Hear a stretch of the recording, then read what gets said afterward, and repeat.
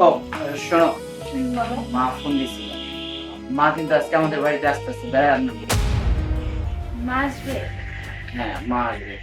আর আরেকটা কাজ করো, মা আসলে এখানে তো অনেক গরম এখন, মারে আমাদের এই রুমটা দিব, আর আমরা পাশের রুমটা যাবো। হ্যাঁ, এই শোনো, আসবে ভালো কথা, সেটা মানলাম, কিন্তু এই রুম আমি থাকতে পারবো না। কি বলো তুমি এইসব? মা মুরব্বী মানুষ, সে তো আমাদের বাড়িতে মাঝে মাঝে আসে, সবসময় তো আসে না। সে দুই একদিন আইসা বেড়াবে, একটু ভালোভাবে আরামে করে থাকবে।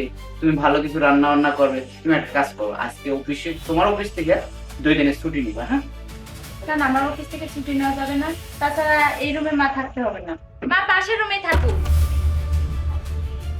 আমি একটা বিষয় বুঝতে পারলাম না তোমার, মা কি আমাদের বাড়িতে মাঝে মাঝে আসে? সব সময় কি এই বাড়িতে এসে পড়ে থাকে? তুমি যে কি শুরু করছো! আচ্ছা, আমার মা তো তোমার শাশুড়ি মা হয়, তুমি তো আমার মানে মাই ডাকো। তোমার মা আসলে তো নিশ্চয়ই এখানে থাকতে দিতা, আমারে বলতা যে চলো আমরা দুজন ওই পাশে ঘুমাই। তুমি বুঝলাম না, তুমি আমার কাছে মনে হয় তুমি আমার মারে মাই মনে করতেছো না।